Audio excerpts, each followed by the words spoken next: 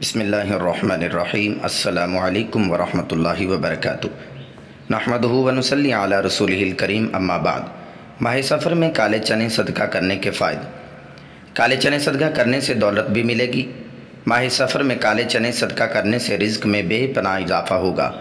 माह सफ़र में काले चने सदका करने से घरों में रहमतों और बरकतों का नुज़ूल होगा। आज़मा कर देख लो। रसूलुल्लाह सल्लल्लाहु अलैहि वसल्लम ने इरशाद फरमाया कि जो मुसलमान कोई पौधा या दरख्त लगाता है तो उससे जो कुछ खा लिया जाए वो उसके लिए सदका बन जाता है। उससे जो कुछ चोरी हो जाए वो उसके लिए सदका है। दरिंदे उससे जो कुछ खा जाएं वो उसके लिए सदका है। जो कुछ परिंदे चुग जाएं वो उसके लिए सदका है। और जो कोई उसे नुकसान पहुँचाए वो भी उसके लिए सदका है।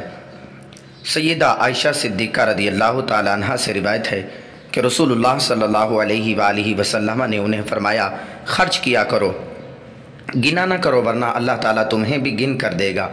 और अपने माल को सीनियत कर ना रखो, वरना अल्लाह भी तुमसे अपनी रहमत को रोक लेगा। मोहतरम नाजरीन, माह सफ़र में काले चने लेकर उनका सदका कर दो। हर हाजत ऐसे पूरी हो जाएगी जैसे पूरी होने का हक़ बनता है। दौलत मांगोगे दौलत मिल जाएगी, जितनी मांगोगे उतनी मिल जाएगी। और अगर आप अपने किसी मकसद में कामयाब होना चाहते हैं तो कामयाबी आपके कदमों में होगी। आपकी हर दुआ कबूल हो जाएगी। अल्लाह ताला आपकी हर हाजत को इंशाअल्लाह पूरी कर देंगे। दौलत, रिज़्क, पैसे, किसी चीज़ की कमी बाकी नहीं रहेगी। बस आपने क्या करना है कि काले चने ले लेने हैं और सफ़र के महीने में किसी भी दिन बताए गए तरीके से सदका कर देने हैं। मोहतरम नाजरीन, काले चनों का सदका आपने कैसे करना है और किन बातों का ख्याल रखना है, इसको जानने के लिए वीडियो को पूरी ज़रूर देखिएगा ताकि कोई भी ज़रूरी बात आपसे मिस ना हो जाए। आपने अपने बड़े से सफ़र के महीने में काले चनों का सदका करने के बारे में ज़रूर सुन रखा होगा।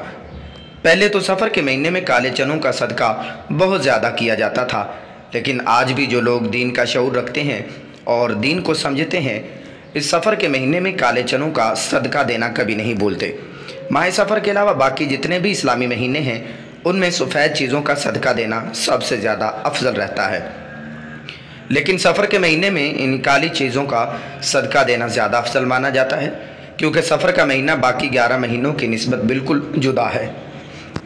जैसा कि आपने भी सफ़र के महीने में के बारे में ज़रूर सुन रखा होगा। सफ़र के महीने में आसमान से बलाएँ नाजिल की जाती हैं। आसमान से नाजिल होने वाली ये बलाएँ जैसे ही ज़मीन पर उतरती हैं तो ऐसे लोगों को तलाश करने लग जाती हैं कि जिन पर ये आसानी से सवार हो सकें।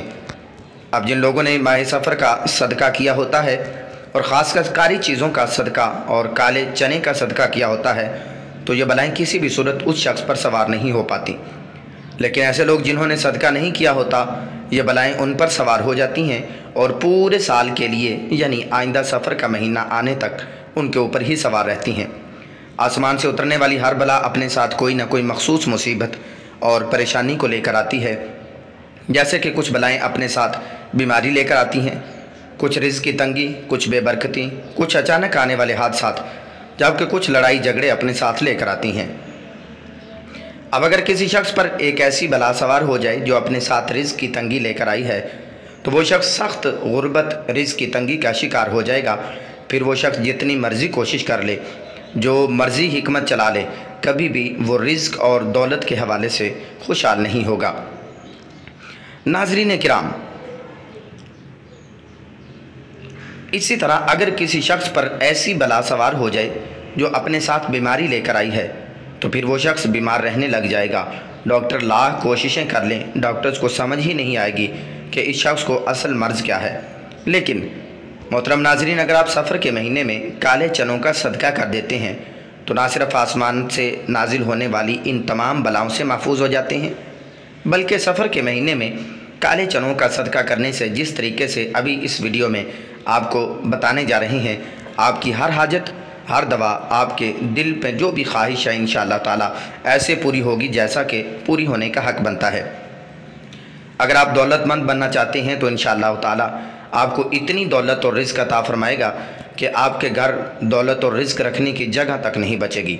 इसी तरह आपकी कोई भी हाजत है, आप अपने किसी और मकसद में कामयाब होना चाहते हैं तो इंशाअल्लाह सफ़र के महीने में काले चनों का सदका दे देने से के बाद आपकी हर दुआ, हर हाजत पूरी हो जाएगी।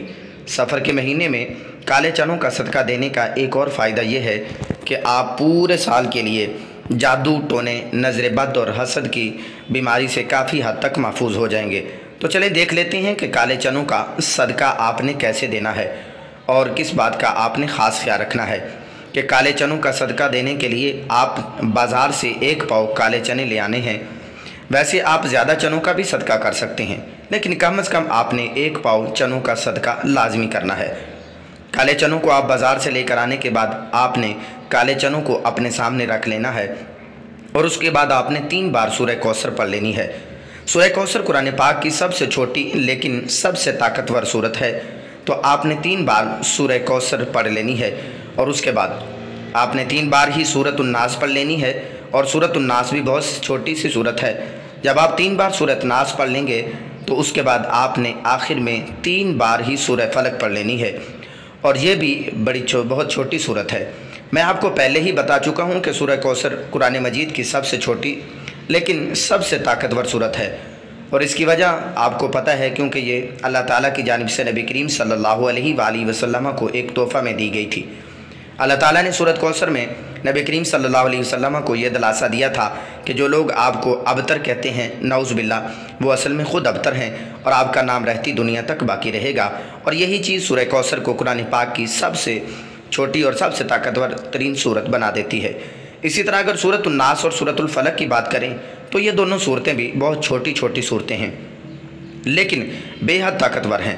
सूरतुन नास और सूरतुल फलक पढ़ने वाला जिन और इंसान दोनों के शर से महफूज हो जाता है, हासिद के असर से महफूज हो जाता है, आसमानी बलाएँ उस पर नाजिल होने का सोच भी नहीं सकती, अचानक आने वाली मुसीबतों और हादसात से इंसान मुकम्मल तौर पर महफूज हो जाता है।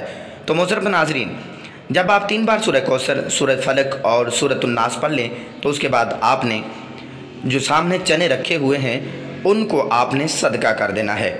काले चनों को आपने सदका किस तरीके से करना है ये भी नोट फरमा लीजिए। नाज़रीन किराम, सबसे पहली चीज़ जिसका आपने ख्याल रखना है कि काले चनों को कभी भी आपने कच्चा सदका नहीं करना, यानी बिना पकाए किसी को नहीं दे देना और ना ही आपने काले चनों को किसी चौराहे में फेंक देना है या किसी कब्रिस्तान और नदी नाले में फेंक देना है। ये तमाम गैर इस्लामी हरकतें हैं। आपने इन काले चनों को पका कर सदका करना है। नाज़रीन किराम, अब लोग क्या करते हैं उमूमी तौर पर कि कुछ लोग काले चनों को सिर्फ उबाल लेते हैं और जब काले चने उबल जाते हैं तो अच्छी तरह से गल जाते हैं तो उन काले चनों को गली महल्ले में या गरीब बच्चों में तकसीम कर दिया जाता है। अगर आप उबले हुए काले चनों को छोटे छोटे पैकेटों में डालकर बच्चों में तकसीम कर दें तो बच्चे बहुत शौक़ से ले लेते हैं। इसी तरह आप इन काले चनों पर नमक, मिर्च या लीमू वगैरह डालकर उन्हें और चटपटी बनाकर बच्चों में भी तकसीम कर सकते हैं। या अगर सादे भी काले चनों को उबाल कर तकसीम कर दें तो बच्चे वो भी बड़ी खुशी से खा लेते हैं। या फिर दूसरा तरीका ये होता है कि बाज़ लोग काले चनों का सालन बना लेते हैं और गरीबों को रोटियां लेकर खाना खिला देते हैं।